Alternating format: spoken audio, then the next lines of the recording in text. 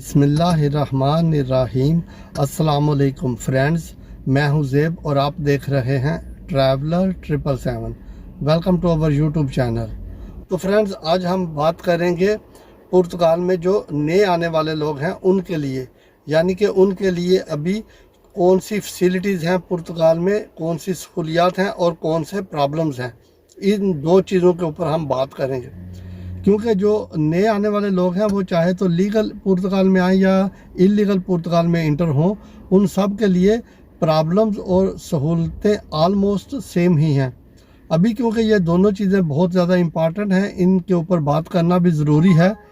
तो इसलिए हम आज इनके ऊपर बात करेंगे। अब हम सबसे पहले बात स्टार्ट करते हैं कि पुर्तगाल में जब आप लोग आते हैं तो आपको कौन कौन सी सहूलतें मिलती हैं, इसके ऊपर सबसे पहले बात कर लेते हैं। जिस तरह कि मैंने वीडियो की स्टार्टिंग में आपको बताया कि आप चाहे तो लीगल इंटर हों पुर्तगाल में या इलीगल इंटर हों,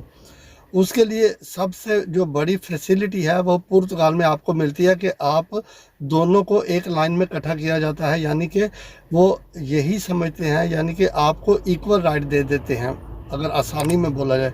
यानी कि लीगल और इलीगल वालों को दोनों लोग जो हैं वो सेम प्रोसेस कर सकते हैं पुर्तगाल में आने के बाद। यानी कि आप अपना जो है रजिस्ट्रेशन करवा सकते हैं पुर्तगाल में, आप अपना निफ नंबर जो है फाइनेंस का नंबर वो ले सकते हैं, आप अपना निस नंबर यानी कि सोशल सिक्योरिटी का नंबर जिसको पुर्तगाल लैंग्वेज में बोलते हैं número de segurança social, ये आप दोनों ले सकते हैं जो पुर्तगाल में लीगल इंटर हुए हैं और जो इलीगल इंटर हुए हैं। तो इसलिए ये सबसे बड़ी फैसिलिटी है, वरना कुछ ऐसे कंट्रीज़ भी हैं यूरोप में जहाँ पर सिर्फ अगर आप लीगल जाते हैं तो फिर आपके राइट्स और हैं, और अगर आप इलीगल जाते हैं तो वो आपको एक्सेप्ट भी नहीं करते। इसलिए लेकिन ये पुर्तगाल में सबसे अच्छी बात है कि आपको इक्वल राइट मिल जाते हैं, सबसे बड़ी फैसिलिटी ये है। उसके बाद ये है कि आप दोनों लीगल और इलीगल एंट्री वाले दोनों ही काम कर सकते हैं। काम का कॉन्ट्रैक्ट आपको मिल जाए, आप काम करें कहीं पर भी तो आप लीगल काम करेंगे, क्योंकि आपके पास नंबर होंगे पुर्तगाल के, निफ नंबर और निस नंबर, और फिर आपको अगर काम मिलता है तो आप कॉन्ट्रैक्ट साइन करके आप अपना काम कर सकते हैं, आपका टैक्स जाना शुरू हो जाता है। ये मेन चीज़ है, यानी कि ये एक अच्छी चीज़ है पुर्तगाल में इमिग्रेशन के हवाले से, जो कि दोनों को ही जो है लीगल वे में वो एंट्री दे देते हैं। ये हो गया। और अगर हम इसके बाद दूसरी टॉपिक के ऊपर बात करें, यानी कि अगर आप पुर्तगाल में आते हैं तो पुर्तगाल में आपको यानी कि नुकसानात क्या हैं,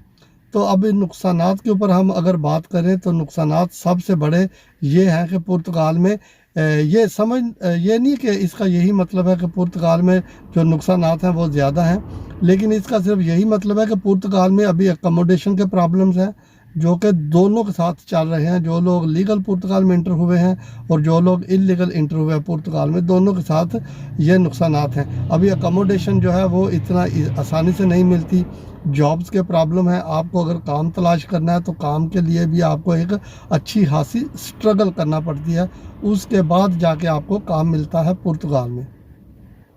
और इसके अलावा अगर हम और चीज़ें देखें तो बाकी हालात में ये है कि आप लोग यानी कि अगर पुर्तगाल में आते हैं तो वक्त के साथ साथ चीज़ें बदलती हैं, बंदा लैंग्वेज भी लर्न करता है, सीखता है, और उसके बाद जाके आगे आप लोग और कामों में भी कामयाब हो जाते हैं। तो फ्रेंड्स, ये एक छोटी सी वीडियो है, अगर आपको वीडियो अच्छी लगे, जिसमें सिर्फ दो टॉपिक हैं पुर्तगाल में जो लोग नए आते हैं उनके लिए, तो अगर आपको वीडियो अच्छी लगे तो चैनल को सब्सक्राइब कीजिएगा, वीडियो को लाइक और शेयर ज़रूर कीजिएगा, अपना बहुत सा ख्याल रखिएगा। फिर मिलेंगे किसी नई वीडियो में किसी नई अपडेट के साथ, तब तक टेक केयर, अल्लाह हाफिज़।